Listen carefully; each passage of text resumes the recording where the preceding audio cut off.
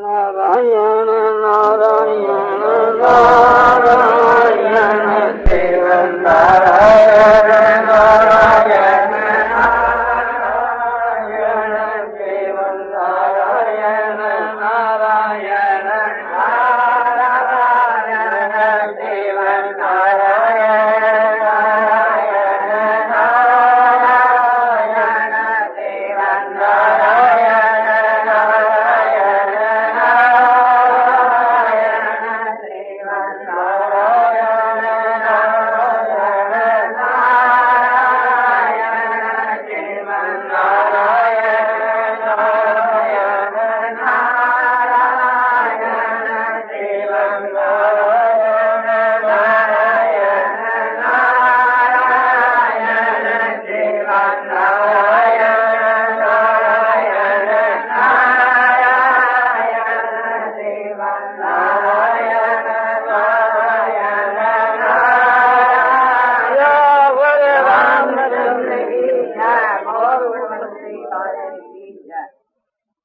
इसलिए महाराज युधिष्ठिर के दर्शन से मनुष्य पवित्र हो जाता था, उनके साथ वार्तालाप करने से मनुष्य पवित्र हो जाता था। राजा नहुष से जिसकी कथा महाभारत के वन पर्व में वो स्वरूप होकर के गिर गया था। महाराज युधिष्ठिर के दर्शन करने से, उनके साथ में वार्तालाप करने से वो बड़े भारी पापों से मुक्त होकर के उत्तम गति को चला गया। उसने इंद्राणी के ऊपर दोष की कल्पना की थी कि मैं तुम्हारे साथ में जबरन विचार करूंगा, और ऋषियों को पालकी में जुड़ा करके और इंद्राणी के महल में समझो जाने का आर्डर दे दिया था। अगस्त ऋषि के समझो की लात मारी थी कि तुम शीघ्र चलो कामातुर होकर करके। तो इतने बड़े बड़े पाप है, उन सारे पापों से युधिष्ठिर के दर्शन के प्रभाव से और युधिष्ठिर के साथ में वार्तालाप करने के प्रभाव से समझो कि आपने नहुष राजा है तो मुक्त हो गया। ययाति का पिता जो नहुष, और राजा युधिष्ठिर जिस देश में वास करते थे उस देश के वहां अकाल नहीं पड़ता था, उस देश में वर्षा होती थी और धन की वृद्धि होती थी, गोधन की वृद्धि होती थी। सभी प्रजा सत्य बोलने वाली और धर्मात्मा होया करती थी। वहां कोई महामारी नहीं आ सकती, वहां कोई अकाल नहीं पड़ सकता, वहां कोई देवी कोप नहीं होता कि भूकंप हो गया या कोई पानी की बाढ़ आ गई। जहाँ राजा युधिष्ठिर रहते थे वहां कोई प्रकार की उपद्रव तो नहीं हुआ करती थी। तो ये बात विराट नगर में महाराज 1 साल रहे, तो ये बात विराट पर्व में लिखी हुई है। भीष्म जी ने दुर्योधन को सुनाई है विराट पर्व के बीच के वहां। तो सबको ख्याल रखना चाहिए कि महाराज युधिष्ठिर कितने उच्च कोटि के धर्मात्मा पुरुष थे। उनका सारा जीवन धर्ममय था, उनका बर्ताव भी सबके साथ में बड़ा उच्च कोटि का था। दुर्योधन जैसे जो दुष्ट हर वक्त उनको मारने के लिए तैयार रहते थे, किंतु काम पड़ने पर उनकी भी सहायता करते थे, उनको भी साथ दे करके के अपने मित्रों से लड़ते थे। गंधर्व लोग उनको पकड़ करके ले गए थे, तो भीम और अर्जुन को भेज करके गंधर्वों से उसको छुटाया था दुर्योधन को। इसी प्रकार से समझो कि अपना सबके साथ में उनका उत्तम व्यवहार था। उनकी माता के तुल्य गांधारी जो आपने जिसको जेठी कहते हैं, इसको एक प्रकार से थी। आपने ताऊ की स्त्री जेठा जिसको कहते हैं कि ताऊ, वो पिता के समान समझते थे और उसको मां से भी बढ़कर समझते थे गांधारी को। कि जब वह तप करने के वास्ते बन के वहां जा रहे हैं, उस समय के बीच के वहां जो है महाराज युधिष्ठिर उनकी सेवा के लिए तैयार है, किंतु कुंती ने कहा कि इनका मैं साथ दूंगी, आज इनकी मैं सेवा करूंगी। और गांधारी और राजा धृतराष्ट्र ने कुंती के ऊपर कितने कितने अत्याचार किए, उन सबको कुंती बुला करके और समझो कि उनकी सेवा करना ही अपना परम धर्म है। कुंती उस समय की माँ राजमाता थी, राजा युधिष्ठिर चक्रवर्ती राजा थे और उसकी वो माता थी, और वो वन में उनके साथ में गई तो सबने रोका भी, किंतु किसी के रोकने से बात नहीं रुकी और उनकी जाकर के सेवा करी। तो हर एक माता बहनों को यह शिक्षा लेनी चाहिए कि अपनी कोई दुरानी है या जिठानी है या कोई आपने समझो कि कोई अपने छोटे कायदे में है या बड़े कायदे में है और अपने साथ में सदा अत्याचार करा है, तो उसको भी बुला करके और उनकी सेवा करनी चाहिए। जैसे कुंती ने अपने जिठानी की सेवा करी, और जिठानी और जेठ इस प्रकार का बर्ताव किया कि जब भीमसेन छोटा था तो उसे वो दुर्योधन ने विष दे दिया और धृतराष्ट्र की सलाह से थी। समझो कि गांधारी ने भी मालूम है और धृतराष्ट्र की सलाह से थी दुर्योधन ने पांडवों को लाठा भवन में भेजा और उसके आग लगाने का प्रबंध कर दिया। इसी प्रकार से जितने जो अनर्थ किए पांडवों को वन में भेजने आदि का सब धृतराष्ट्र का काम, और गांधारी भी उसके साथ साथ में रही। इस बात को कुंती जानती है। जब कुंती के 500 पुत्र वनवासी का रूप धारण करके और द्रौपदी के सहित वन में जा रहे हैं, कुंती कुर्री की माफक रोती हुई उनके पीछे ऐसा भाग रही है। फिर विदुर जी ने उसको पकड़ा और कहा कि तुम हमारी माँ के समान है और अपने घर में चाल करके रहे। विदुर जी अपने घर के मां लाए और 13 वर्ष तक उनके अपने भाभी की सेवा करी। किंतु धृतराष्ट्र और धृतराष्ट्र के पुत्रों ने, गांधारी ने धृतराष्ट्र के पुत्रों की जो बहू है उन्होंने किसी ने चूं तक नहीं किया, कभी उससे मुलाकात भी नहीं की, उनका जाकर दर्शन भी कभी नहीं किया। इस प्रकार का उनके साथ में समझो कि बर्ताव हुआ, बड़ा कठोर बर्ताव हुआ। इस सारी बातों को वो भुला करके गए और वो कुंती उनके साथ में जा रही है और जाकर के वन में तपस्या कर रही है और उनकी सेवा कर रही है अपने जेठ और जिठानी की। और वो सेवा जब तक जी तब तक उनकी सेवा ऐसा करी। इसलिए कुंती भगवान की उत्कोटि की भक्त वो सदाचारिणी थी। तो माताओं को उनका लक्षण अपने में धारण करना चाहिए और भाइयों को राजा युधिष्ठिर का अनुकरण करना चाहिए, भगवान राम का अनुकरण करना चाहिए। भगवान राम जो है समझो कितने सत्यवादी थे। वाल्मीकि रामायण में जगह जगह ये बात आती है कि राम एक ही बार बोलता है, राम एक दूसरी बार उस बात को नहीं कहता। तो वास्तु के माँ बड़े उत्कोटि के सत्यवादी थे। ऐसे ही कुंती भी बड़ी उत्कोटि की सत्यवादिनी थी। देखो ख्याल करके के पांडवों ने जाकर के कहा कि हम कोई एक चीज जाए हैं। कुंती कहती है 5 दिन तुम भोगो। और फिर आपने युधिष्ठिर कहते हैं, भीम कहते हैं कि माँ बेटो एक स्त्री जाए हाँ, उसको 5 कैसे भोगे। माता एक व्याकुल होकर के युधिष्ठिर से कहती है कि बेटा मेरा वचन कभी ऐसा मिथ्या नहीं होता, किंतु आज ये मेरे वचन ऐसा मिथ्या होंगे, क्योंकि स्त्री के साथ में 5 बच्चे कैसे हो सकते हैं।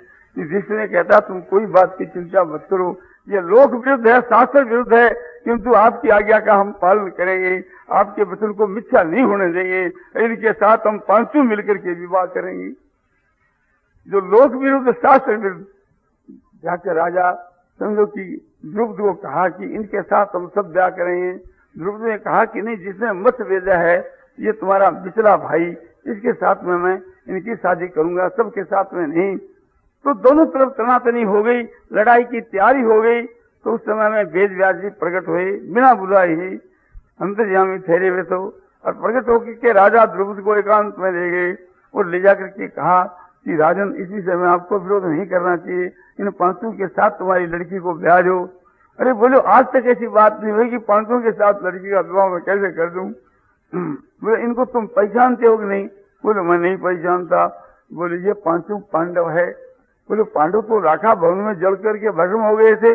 बोलो नहीं, ये बच गए थे, मैं जानता हूँ ये 5 पांडव है, इनके साथ विवाह करने में कोई हर्ज नहीं है। अब तुम्हारी लड़की को पूर्व में शिव जी का वरदान भी है कि तेरे साथ 5 ऐसा ब्याह करेंगे, तो उनके शिव जी के वचन भी मिथ्या नहीं होंगे और इनके साथ ब्याह करने में कोई दोष नहीं है।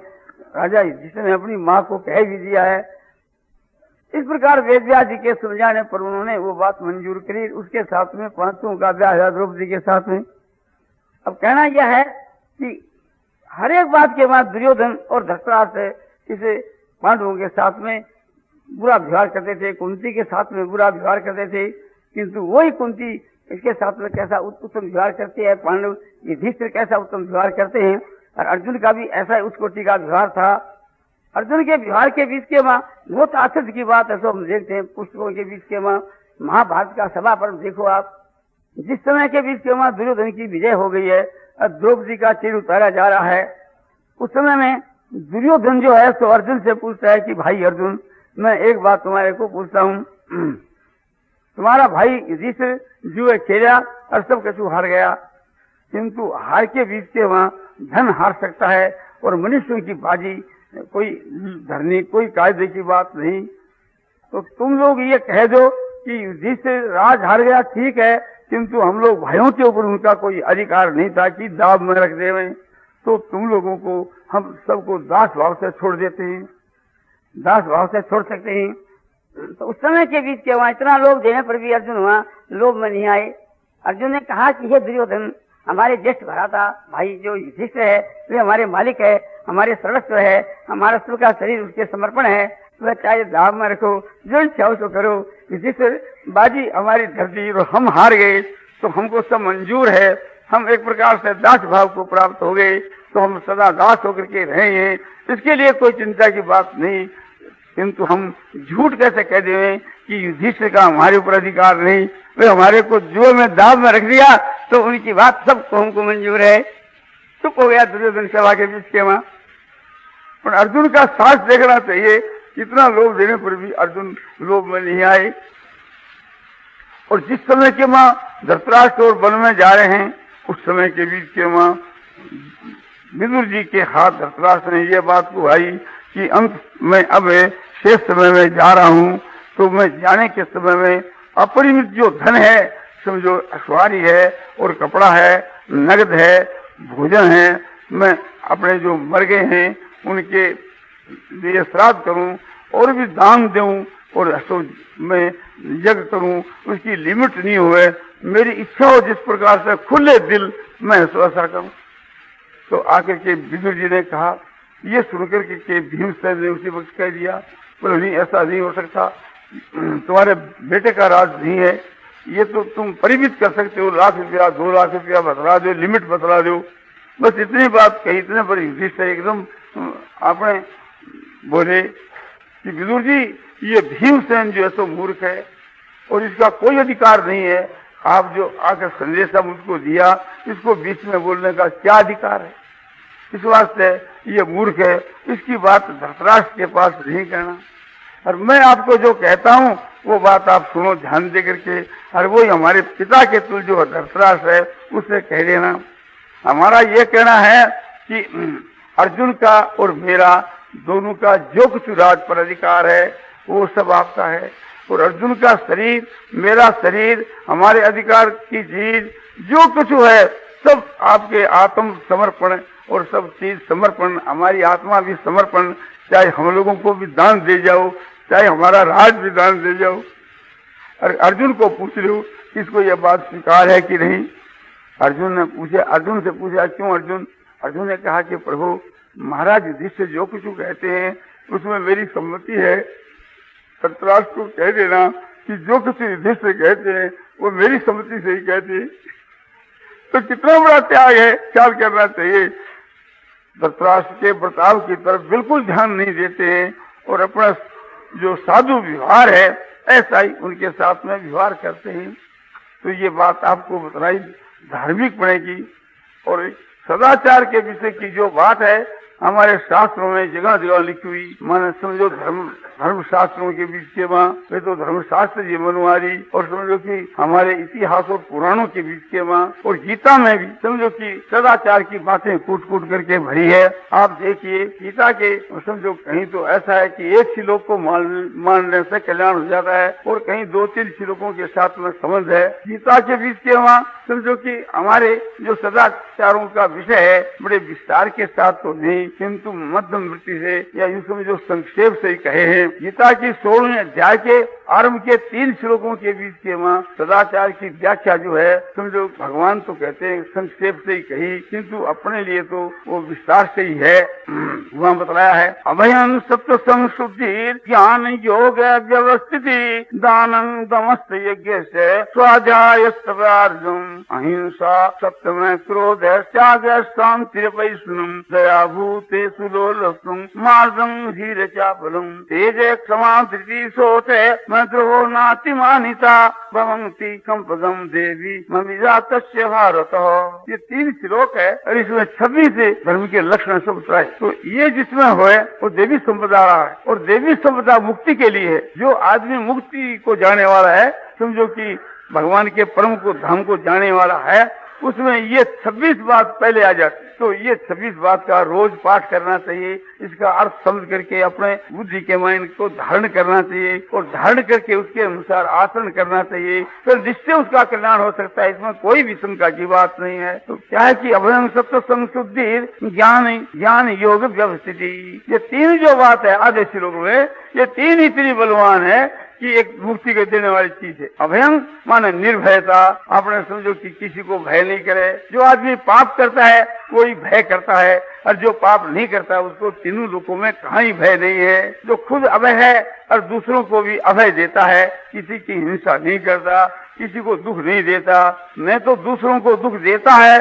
और न दूसरों से दुखित होता है, उसको कहते हैं अभयम। और दूसरा सत्व संशुद्धि, सत्व माने अंतःकरण, अंतःकरण की असम्यक प्रकार से पवित्रता का नाम सत्व संशुद्धि है। माने हम लोगों के हृदय के मां जो बहुत से पाप है, काम क्रोध लोभ मोह आदि, और समझो कि राग द्वेष आदि और दुराचार आदि अनेक जनों के पापों का जो संग्रह जो है, उस सबको नष्ट कर देना, भस्म कर देना, जला देना, शुद्ध अंतःकरण बना लेना, ये सत्व संशुद्धि है, अंतःकरण की शुद्धि है। ये भक्ति से जलते हैं और ज्ञान से भी सब पाप भस्म हो जाते हैं और कर्म योग से भी सब पाप भस्म हो जाते हैं। ये बात शास्त्र के वहाँ और गीता के वहाँ जगह जगह तो आपको मिलेगी। तो ये जो तीन जो चीज है, कर्म योग, भक्ति योग, ज्ञान योग, तो भक्ति के द्वारा सारे पापों के नाश की बात आपको मैंने कही। इसी प्रकार से ज्ञान की भी चौथी अध्याय के समझो कि आपने 36 और 35 के श्लोक में बताया है, यथे ईंधन की सभी धोग्नि भस्मसात् कुरुते अर्जुने ज्ञानाग्नि सर्वकर्माणि भस्मसात् कुरुते तथा।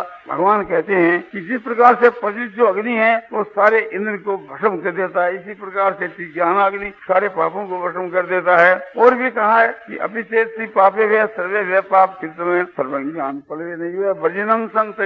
जिस प्रकार कहते हैं कि अर्जुन जी तू अतिशय दुराचारी पापाचारी, दुनिया में जितने पापी हैं उन सबसे भी जब बढ़कर यदि पापी हुए तो भी ज्ञान रूपी नौका के द्वारा पाप सागर को लांग जाएगा। तो इस प्रकार से उसका महत्व बताया है। और इसी तरह से भी समझो कि कर्म योग के द्वारा भी काय नमन बुद्धिया केवल इंद्रिय योगी ने कर्म कुर्वन्ति संयम तक आत्म शुद्ध है। गीता की 5वीं अध्याय के 11 श्लोक के बीच के वहाँ कि योगी लोग काया करके, मन करके के, वाणी करके, शरीर करके, इंद्रियों करके के, और समझो कि आपने बुद्धि करके के निष्काम भाव से माने आसक्ति का त्याग करके के कर्म करते हैं आत्मा की शुद्धि के लिए, और उनकी आत्मा शुद्ध होकर के वे परम शांति को प्राप्त हो जाते हैं। तो ये बात भगवान ने गीता की 5वीं अध्याय के 11 और 12 के श्लोक में बताई है।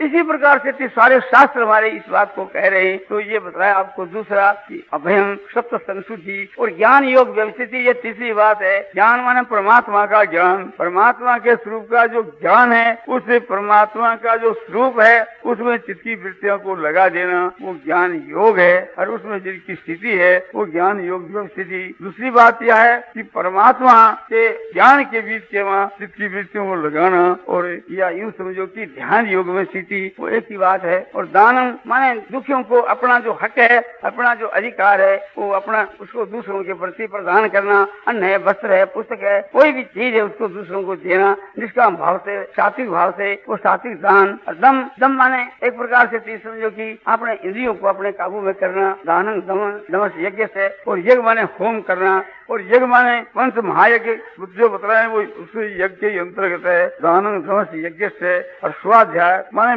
भक्ति ज्ञान वैराग की पुस्तकों को पढ़ना, इसका नाम स्वाध्याय। स्वाध्याय सब है, तप माने अपने समझो धर्म के लिए कष्ट का सहन करना, उसका नाम तप है। और आर्ज माने सरलता, जैसा भीतर का भाव है ऐसा ही बर्ताव। तो इस श्लोक के बीच के वहाँ 9 बात बताई गई। अभयं 1, अभयं सत्व संशुद्धि 2, और समझो कि माने ज्ञान योग में स्थिति माने ध्यान योग ये 3, और दान 4, और मन को वश करना 5, और यज्ञ करना 6, और स्वाध्याय करना 7, और आर्य जो है सो 8 है, और तप जो है सो 9। ये 9 बात कही गई। और आगे के श्लोक में 11 बात है। अहिंसा सत्यम क्रोध त्याग शांति वैष्णव दया भूतेषु लोलुप्तुम हीरचापलम। तो एक तो समझो कि अहिंसा, किसी की आत्मा को कभी किंचित मात्र नहीं दुखाना, अहिंसा, और सत्य वचन बोलना, अहिंसा सत्य, और एक माने क्रोध नहीं करना, ये तीसरी बात है। सत्य, अहिंसा सत्य में क्रोध है, त्याग है, स्वार्थ का त्याग करके व्यवहार करना, जिसको निष्काम कर्म कहते हैं। अशांति माने विक्षेप को अभाव, कितना चंचलता को अभाव। अपैशुनम माने किसी की चुगली नहीं करना। दानम माने पर आपको बताया ही था, अहिंसा सत्य में क्रोध है, त्याग है, शांति अपैशुनम, दया भूतेषु लोलुप्तुम हीर चापलम। इसमें 11 बात आई। अहिंसा 1, और क्रोध का न करना ऐसो 2, और सत्य बोलना 3, और त्याग ऐसो 4, और विक्षेप का अभाव ऐसो 5, शांति, दूसरों की चुगली नहीं करना, निंदा नहीं करना 6, और 5 और आ गया। दया भूतेषु लोलुप्तुम मार्दम हीर चापलम, भूतों में प्राणियों के ऊपर दया। एक बात, दया भूतेषु अलोलुप्तुम माने विषय भोगों में लिपायमान नहीं होना, दया भूतेषु लोलुप्तुम 2, दया भूतेषु लोलुप्तुम मार्दम माने कठोर भाव का त्याग, और दया भूतेषु लोलुप्तुम मार्दम ही माने लज्जा, शास्त्र की मर्यादा की ऐसो, शास्त्र की मर्यादा के अनुसार चलना, लोक लज्जा, शास्त्र लज्जा, और चापलम माने चपलता का त्याग, शरीर की चपलता, वाणी की चपलता, मन की चपलता। शरीर से समझो कि फालतू काम करना वो शरीर की चपलता है, और वाणी से झूठा बकवास करना ये वाणी की चपलता है। हृदय के मन से फालतू चीजों का स्मरण करना, चिंतन करना, ये हृदय की चपलता है, तो इनका त्याग करना। तो ये 11 9 20, और तीसरे श्लोक में 6 बात है। तेज क्षमा दृष्टि सोचे में द्रोना तिमानिता। तेज माने प्रभाव, दूसरों पर असर पड़े, क्षमा कि दूसरे के अपराध को माफ कर देना। तेज क्षमा दृष्टि माने एक प्रकार सात्विक दृष्टि या धैर्य समझो। तेज क्षमा दृष्टि सोच है, और बाहर की पवित्रता, भीतर की पवित्रता तो कही दी थी सत्य संशुद्धि से, और बाहर की पवित्रता सोचाचार और सदाचार, जिसकी व्याख्या मैं पूर्व में कर चुका हूँ। तेज क्षमा, तेज 1 क्षमा 2, तेज क्षमा दृष्टि 3, शौच 4, तेज क्षमा दृष्टि सोच है। अद्रोह ना तिमानता, किसी के साथ में द्रोह नहीं करना, ये 5वीं बात। और मान बढ़ाई प्रतिष्ठा की इच्छा नहीं करना, ये 6वीं बात। ये 26 जो बात है ये सदाचार का खास स्वरूप है। कहते हैं कि देवी संपदा के प्राप्त हुए पुरुष में ये लक्षण होते हैं। तो ये सदाचार की जो बात है समझो कि छोड़ करके याद करना चाहिए, और इसका अर्थ समझना चाहिए, भाव समझना चाहिए, फिर हृदय का धारण करना चाहिए, और समय आने के ऊपर उसके अनुसार आचरण करना चाहिए। तो ऐसा जो पुरुष है वो महापुरुष है, उसको महात्मा की पदवी दी है कि महात्मा नस्तु मांग पार्थ है। देवी प्रकृति आश्रिता, देवी प्रकृति के आश्रित, देवी संपदा के आश्रित महात्मा जन अनन मन से उसको बचते हैं। तो एक प्रकार से उनकी बड़ी महिमा गाई गई है। ये भगवान ने गीता की 9वें अध्याय के 13 के श्लोक में बताया है। तो कहना यह है कि हम लोगों के सारे आचरण ऐसे होने चाहिए कि शास्त्र के अनुकूल, और वे सारे आचरण निष्काम भाव से करने चाहिए। हमारी सारी चेष्टा निष्काम होए तो समझो कि हमारी आत्मा का शीघ्र यशो कल्याण हो जावे। तो इस बात को ध्यान रखना चाहिए। अपने से कोई भी काम किया जाए उसके पेट में निष्काम भाव है ना, उसकी हमारे आचरण में निष्काम भाव है ना, हमारी सारी क्रिया निष्काम है ना।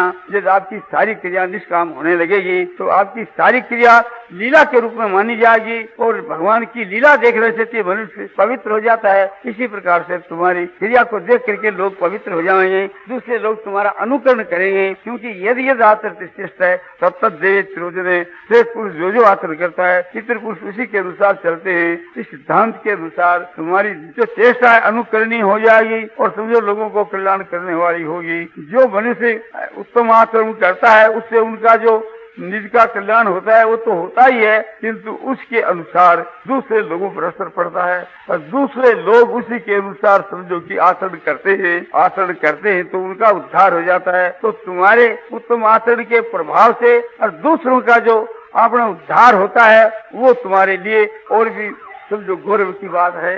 एक आदमी सत्य बोलता है, उस सत्य बोलने की महिमा है वो तो है ही, किंतु सत्यवादी को देख करके दूसरे लोग जो सत्य बोलने लग जाते हैं। सत्य बोलने वाले ने इसे भी ये बड़ा भारी संसार का उपकार किया। आप सत्य बोलते हो ठीक है, आपको सत्य का लाभ भगवान की प्राप्ति तक हो सके है, किंतु आपके सत्य के प्रभाव से दूसरे लोग भी सत्य बोलना शुरू कर दिया तो उनका भी आपको श्रेय है, उनका भी कल्याण होगा। और समझो कि तुम्हारे भी कल्याण के वहाँ भारी मदद मिलेगी। इन सब बातों को सोच करके बुजुर्ग को अपना आदर्श से सामने उच्च से उच्च रखना चाहिए। जैसे तुलसीदास जी महाराज यहाँ से परम धाम को गए और समझो कि अपने जीवनी और अपने कृत्य को छोड़ गए और एक प्रकार से अपने बनाए हुए पुस्तकों को छोड़ गए, उनके द्वारा लोगों का उद्धार हो रहा है। तो तुलसीदास जी ने जो अपने जीते समय के वहाँ जो धर्म का पालन किया वो तो था ही, किंतु मरने के बाद में उनके द्वारा लाखों आदमियों ने जो लाभ उठाया उसका श्रेय भी तुलसीदास जी को ही है। तो इसी प्रकार से हम लोगों को अपने ऐसे आचरण बनाने चाहिए जिससे हमारा भी कल्याण हुए और दूसरे आदमियों की भी सेवा बढ़े, उनका भी ऐसो हित और कल्याण हो। तो ये भाव से जो मनुष्य अपना उत्तम आचरण बढ़ाता है उसका उद्धार एकदम शीघ्र ही ऐसा हो जाता है। समय बहुत अधिक हो गया, मैं तो घड़ी को देखा ही नहीं, बोलता ही चला गया, सदाचार की तरफ ध्यान हो गया। नारायण श्रीमन नारायण नारायण श्रीमन नारायण नारायण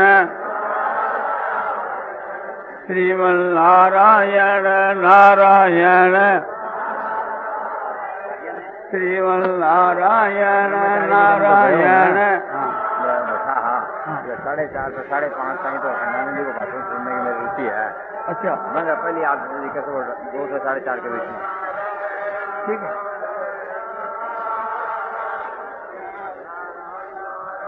खंडानंद जी को भाषण आज 5 से 6 होने की बात। ठीक है।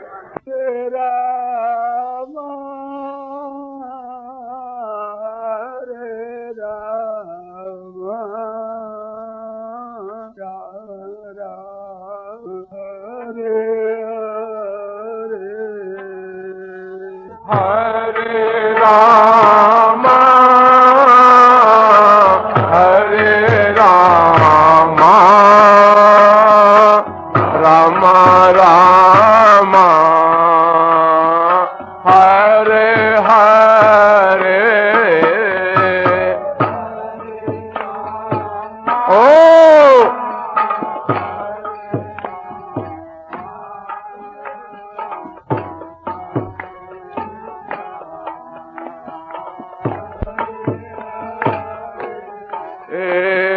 हरे कृष्णा कृष्णा कृष्णा हरे हरे। हरि बोल।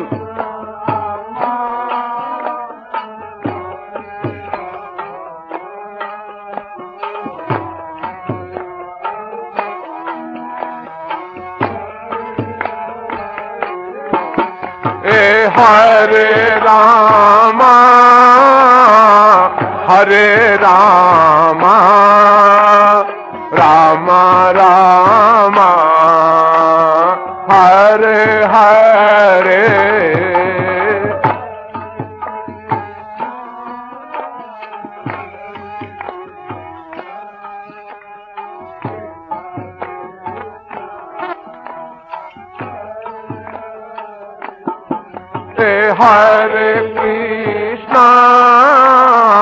हरे कृष्णा कृष्णा कृष्णा हरे हरे।